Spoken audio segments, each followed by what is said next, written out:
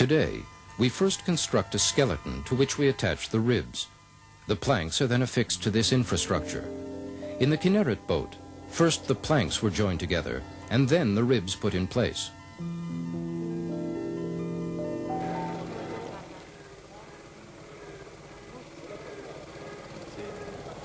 Noted ancient ship reconstructionist Professor J. Richard Steffi, brought over especially by the American Embassy, believes this construction is further proof of the boat's antiquity.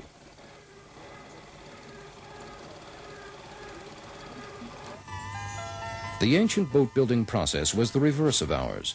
First, they laid the planks on the skeleton. Then they put the ribs in place.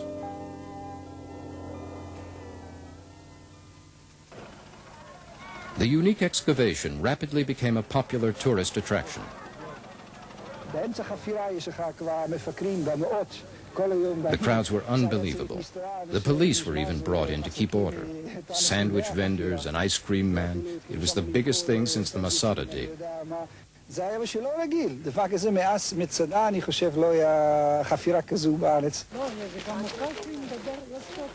The volunteers came in droves, from Israel, from abroad. The boat had obviously fired the public's imagination. You wouldn't believe the enthusiasm, especially the local people. The Kinneret is a part of them. Their appetite for local lore is insatiable. I wish everyone in Israel had their sense of roots and the local pride that I discovered here. From our kibbutz to the excavation site is about 200 meters. The traffic between the two was non-stop. This one brought cake, someone else a shovel, and another one his tractor. No one in the kibbutz could resist the temptation to stop by for a visit, to offer advice, or even to work.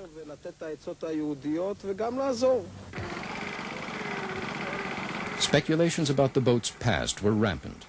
Who had sailed in this craft?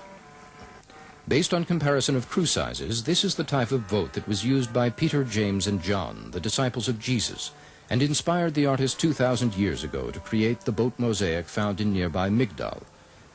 The boat had 4 rowers and a helmsman, just like those used by the Jewish rebels in the naval battle of Migdal against the Romans, described by Josephus Flavius. The whole lake was stained with blood and crammed with corpses, for not a man escaped. During the days that followed, a horrible stench hung over the region, and it presented an equally horrifying spectacle. The beaches were strewn with wrecks and swollen bodies. The dead numbered 6,700. The boat's timbers, remember, are fragile and waterlogged. Transporting such a delicate, unwieldy load to its new home in the Kibbutz Museum presented a real dilemma.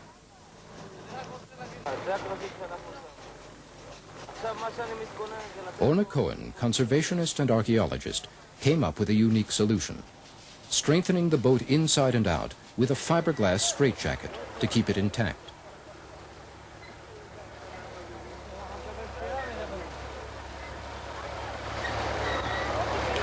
Secure at last in its polyurethane casing, the Galilee boat is set afloat, for the first time in almost 2 millennia.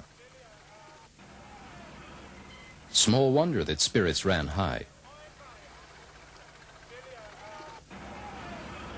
11 frenetic days had passed from the beginning of the excavations to this historic moment.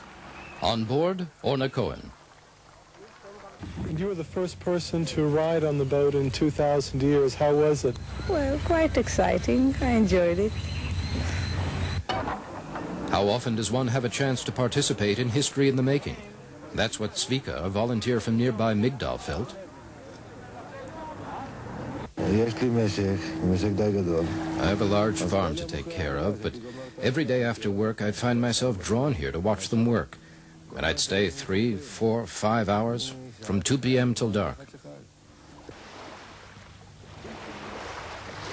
Many felt that working on the excavation team was a unique privilege. I had worked on 2 other salvage digs as a volunteer, and had just completed a dig in Caesarea when the boat was found, and I was lucky enough to be able to work here. The end of the journey, Beit Alon, a very special museum.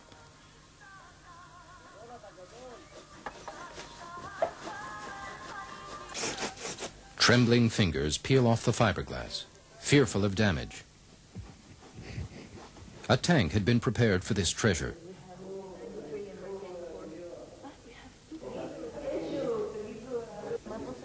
Orna Cohen has initiated a treatment designed to gradually replace the water in the wood cells with durable wax. After several years' immersion in opaque fluid, the boat will emerge fit at last for display outside the tank. The time has now come to draw some conclusions. I'm no expert, but Professor Steffi kept saying that he sensed the presence of an excellent craftsman here. By the lathe marks on the wood, a great deal of careful work went into this boat.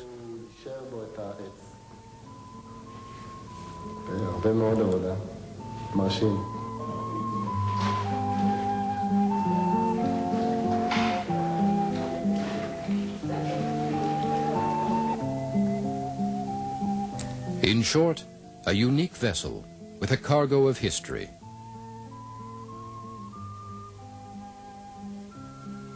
A discovery that reveals more about boats of this period and about ancient transport on the Sea of Galilee than we have ever known before. To whom she actually belonged, we may never discover. But the mere sight, the feel of these old timbers, stirs up visions of ancient dramas.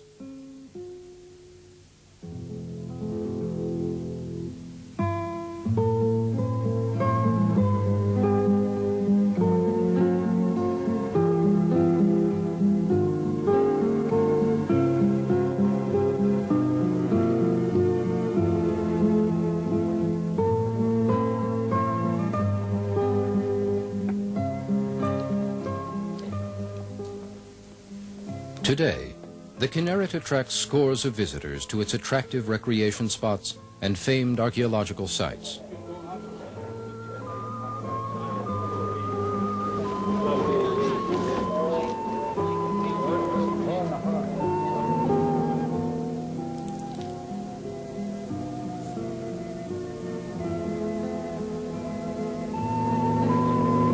A natural paradise, where local fishermen daily take to their boats, plying these peaceful waters, just as did their ancestors some 2,000 years ago.